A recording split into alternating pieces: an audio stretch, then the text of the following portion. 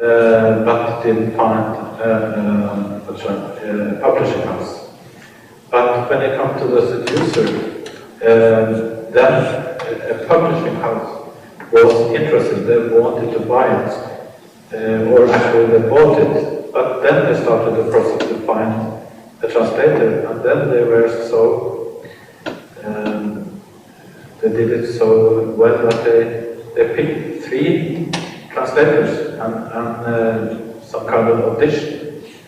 So these translators, they translated 1 chapter each, and then somebody who really knew English was judging to find what they thought was the best translation. So I was very lucky with that.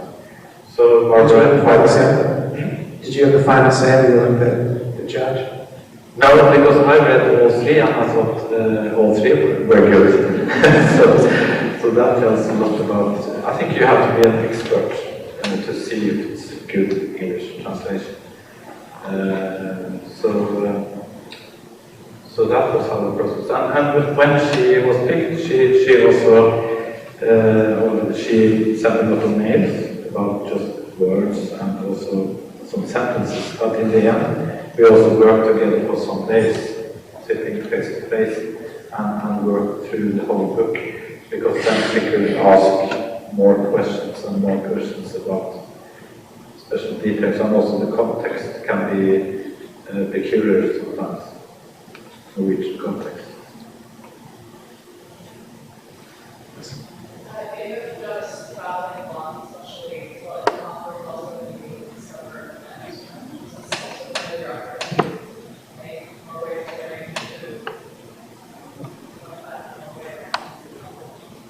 Yes.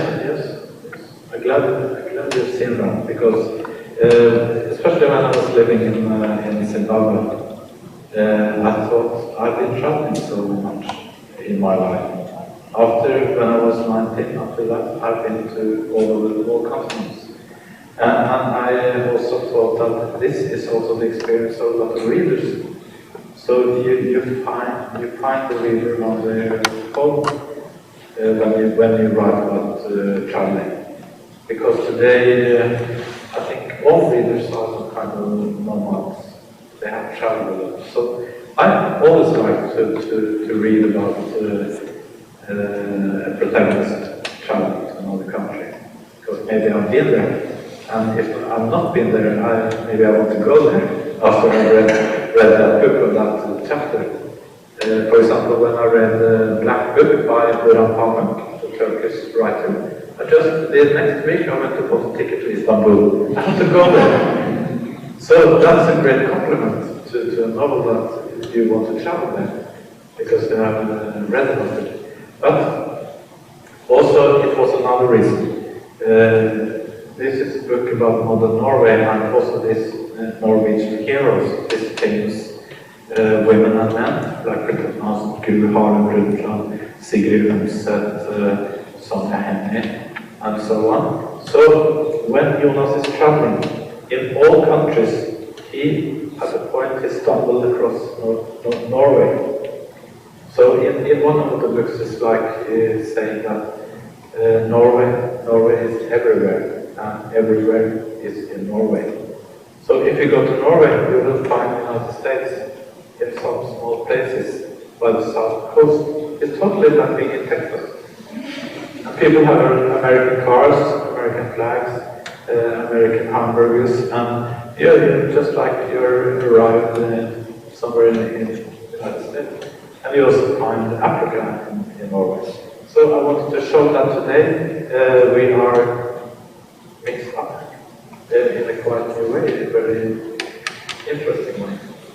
So when for example, I told you about Timbuktu, when Jonas travels to Timbuktu, he is outside and he meets some Tuaregs, and they think he is French, and they hate the French because they sword to his throat, and maybe then they're going to rob him or kill him, or I don't know why. But suddenly it drops out of his pocket a book by Thor Heyerdahl. It's called Aku Aku. And even the Tuaregs in the desert, they know the name Thor Heyerdahl, and they say, Kontiki. They say, they don't know the language. But then suddenly they can speak, they say, Kontiki, Aku, yeah. And that's the name of the ships of Thor Heyerdahl, which is used to explore the seas. So even in Timbuktu, he stumbled over a piece of Norway. So you can just try it. Yes, I still like a lot of people today are both very romantic and try to be a man of the enlightenment. So I try to be both things, but I have a very romantic relationship to fountain pens. So my first fountain pen, it was a shepherd. And for me, you know, everybody has Mont Blanc. And for me, Mont Blanc is a cliché, because everybody has it. But it's like when the skyscrapers. So shepherd, my Targa shepherd, it's like the Chrysler building. It's Art Nouveau. And it's, 18 karat gold.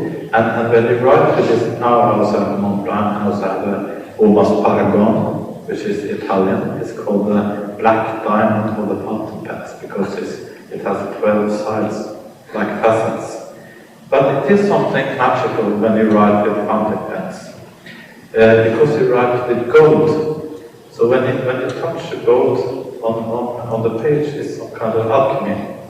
So it's just like you create something more, something valuable with. And I also, when I go to foreign cities, I always buy pencils, soft pencils, because I like, for example, 6B or 4B.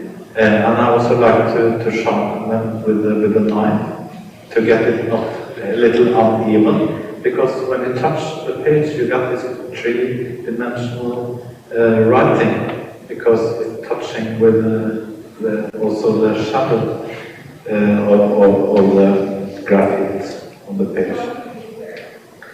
And I'm a Mac man. Yeah. So of course, and that I tell when I'm in school, I tell them that if you want to know about my program, I'll tell you. Because a lot of the students say they have IBM, the personal computer of IBM, and they have a beautiful slogan, a pale, and it's pink. If you see an advertisement for a cloud of IBM, it's pink. And of course you want to think it's a good slogan. But what is the slogan of Apple if it is an advertisement for a new iMac? It is think different. So I tell them that here is me, I want to think different. So I also use, of course, I use computers. But I write also with an old writing machine. An old Olivetti, the red ones, small red Olivettis. And I also have an electric typewriter. So you can write with everything. And it's a trick if you go into a writer's block, you can just move. So if you are with your computer, with your Mac, and I don't know what to write, then you can move to your old typewriter. Suddenly you have to use a lot of force. And then suddenly you loosen up and you're, now I know what I'm going to do. So everybody has to create this habits, I think. Yes.